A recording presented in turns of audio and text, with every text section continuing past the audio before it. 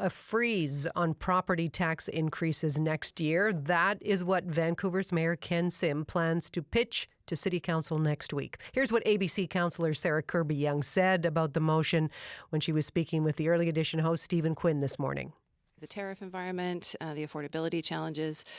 We just came off a week at the Union of BC Municipalities last week. We heard from the finance minister and all of the other ministers that the trajectory does not look good. And as you know, the City of Vancouver cannot run deficits. So I think the mayor is responding to the continuing circumstances and is wanting to set some very clear direction for staff that we need to, in order to ensure that we're delivering city services where people that sort of really want them to be and where they matter, that we need to be very clear in that direction. And so he's pivoted to sort of say, let's just focus on the zero. Let's set ourselves up well, because again, as you know, we can't run deficits, but people want to make sure that we're spending the money where it really matters.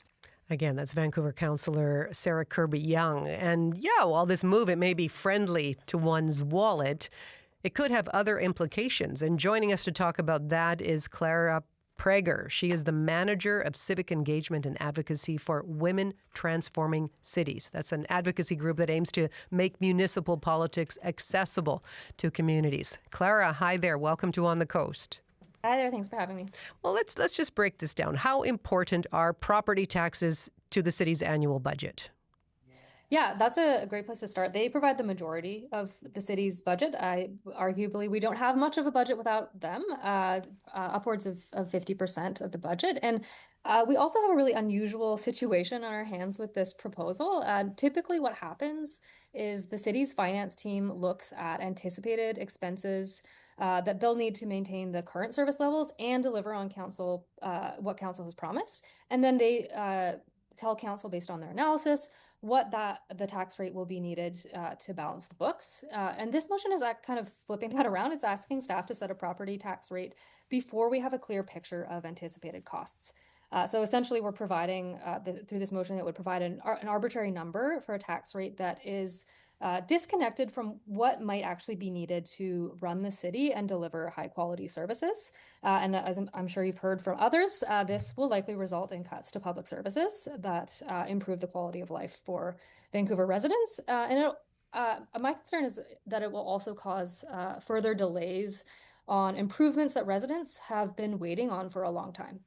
Okay, I'd like to hear more. So yeah, what kinds of improvements and where do you expect the cuts to come? I wish we had a little bit more clarity on where these cuts might come. Unfortunately, there hasn't been a really clear line of sight into what the cuts will actually look like. And I don't know if council has that information yet. But what are your concerns, I guess? And no, we don't have the exact details or repercussions yet. But that's why we're hearing from you. What are you worried about? Yeah, I mean, through my work with Women Transforming Cities, we talk to residents across the city all the time about what they need to feel like they belong in the city. And over again, they tell us that they want to see more investment in their communities, not less. So they want to see things like, they don't want it to be a dogfight to register their kids for swimming lessons.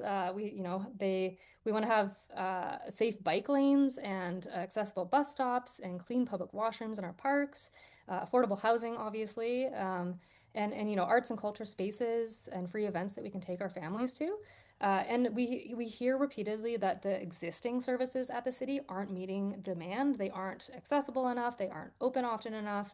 And I worry that if we're only focused on maintaining existing service levels and even cutting those, we're really going to see more needs not met. Well, it's been interesting. Mayor Sim's motion says that previous property tax increases, so it started out when they were first elected to office, 2023, an increase of 10.7%. 2024, 7.3% increase. 2025, 3.9% increase. And again, the proposal for next year would be zero. Mayor Sim said that those property taxes brought the city's finances back into alignment, and that allows them to, bring in a freeze next year.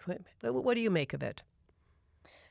Yeah, I mean, look, we can't ignore the timing that this is right before an election, and we've had, property tax increases the past few years.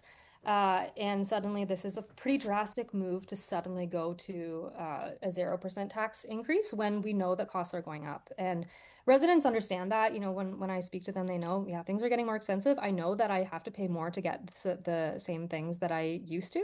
We don't like it, but it's just the economic reality that we're facing right now. And I think people also want our elected leaders to be realistic about that. And when things are going to cost more, just tell us that and be realistic about the trade-offs that they're making, because they are elected and paid to make really tough decisions. And I don't envy some of the trade-offs that they have to consider.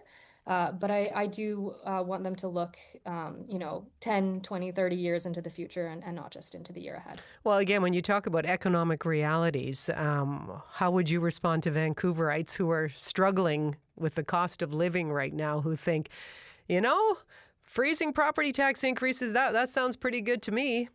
Yeah, no, absolutely. I mean, I am a Vancouverite who experiences the high cost of living, so I can absolutely sympathize with that. And nobody likes to be paying more, but I think we understand that that's the economic reality that we are facing right now.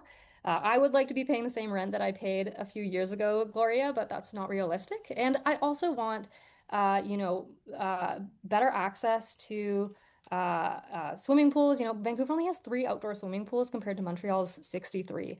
I also want affordable housing and faster permits if people want to do renovations. And I understand that we can't get those things if we aren't willing to pay for them.